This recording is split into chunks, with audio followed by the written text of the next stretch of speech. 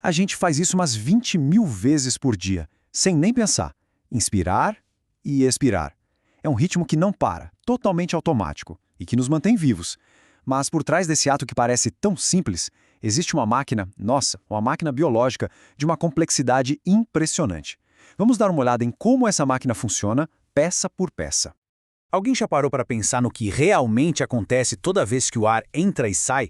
Qual é a jornada que o ar faz dentro do corpo e o que acontece lá no finalzinho desse caminho? Bom, é exatamente essa viagem que a gente vai fazer agora. Tudo começa, claro, com uma inspiração. O ar que está aqui no ambiente é puxado para dentro e começa uma longa viagem por uma rede de tubos que vão ficando cada vez mais fininhos até chegar lá, no coração dos nossos pulmões.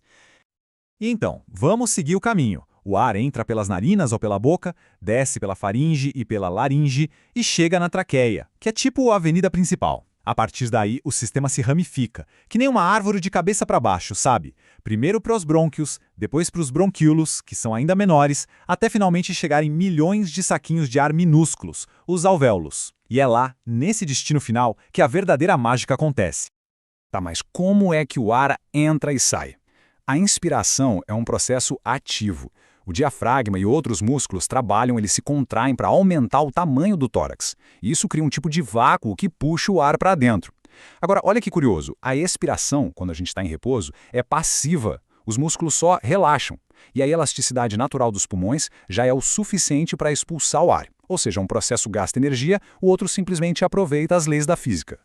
E agora a gente chegou no clímax da nossa jornada, os alvéolos. É nesse ponto, num lugar microscópico, que o ar que a gente respira finalmente encontra a corrente sanguínea. É ali que acontece a troca que sustenta cada célula do nosso corpo.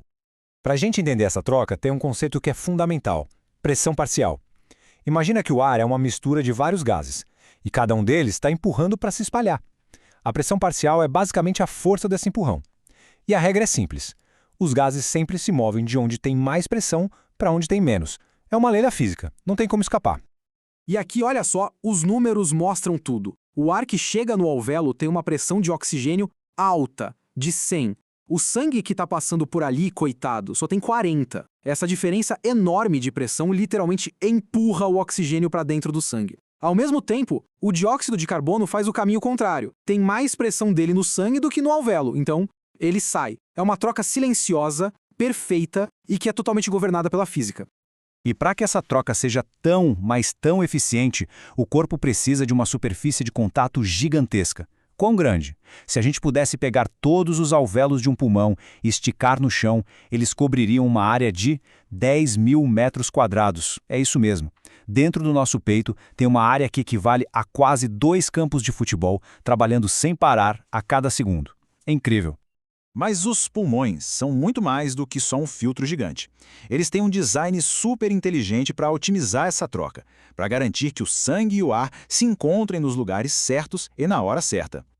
E esse design inteligente tem nome. É a relação ventilação-perfusão, ou V/Q. Falando de um jeito bem simples, é o sistema do pulmão que funciona como um gerente de tráfego, sabe? Ele garante que o sangue não seja enviado para áreas que estão recebendo pouco ar, porque isso seria um desperdício. O corpo é esperto, ele manda mais sangue para onde tem mais ar fresco chegando. E tem um fator que afeta esse equilíbrio que é bem surpreendente: a gravidade. Quando a gente está em pé, o sangue, por ser um líquido, tende a ir mais para a base dos pulmões. Quer dizer que o fluxo de sangue é bem maior lá embaixo do que lá no topo. O pulmão não é todo igualzinho. E o motivo para isso é pura física. Como explica o livro de Fisiologia da Ares, é a tal da pressão hidrostática. É basicamente o peso da coluna de sangue dentro dos vasos que empurra com mais força nas partes mais baixas. De novo, o sistema respiratório não briga com a física, ele usa a física a seu favor. Bom, um sistema tão complexo e delicado assim também pode falhar. Então, como é que a gente sabe quando alguma coisa está errada? Vamos ver rapidinho como a função do pulmão é medida para achar esses problemas. A principal ferramenta para isso é a espirometria. É aquele teste bem comum em que a pessoa sopra com força no aparelho. E os resultados desse sopro podem revelar muita, mas muita coisa sobre a saúde dos pulmões. Com esse teste, dá para identificar 2 tipos principais de doença. No padrão obstrutivo, como na asma, o problema é para colocar o ar para fora. As vias aéreas estão mais fechadas e o ar fica meio preso. Já no padrão restritivo, tipo na fibrose, o problema é para encher os pulmões. Eles ficam mais duros, perdem a elasticidade e não conseguem expandir direito. Para diferenciar os dois, o pessoal da saúde olha para a velocidade do sopro. Num pulmão saudável, a maior parte do ar sai logo no primeiro segundo. Mas numa doença obstrutiva, como as vias aéreas estão mais apertadas, o ar sai, mas sai devagar. Por isso, a proporção do que sai no primeiro segundo, comparado com o total, cai para menos de 80%. A velocidade está comprometida. Agora, no padrão restritivo, o problema não é a velocidade, é o tamanho, a capacidade. O pulmão não consegue encher por completo. Então, mesmo que o volume total de ar seja menor, a maior parte dele sai rápido, porque as vias aéreas estão livres. A proporção fica normal, acima de 80%, porque apesar do pulmão estar menor, o fluxo de ar não está obstruído. Então, desde a mecânica do diafragma até as trocas de gases lá nos alvéolos, o sistema respiratório é uma verdadeira obra-prima da engenharia biológica.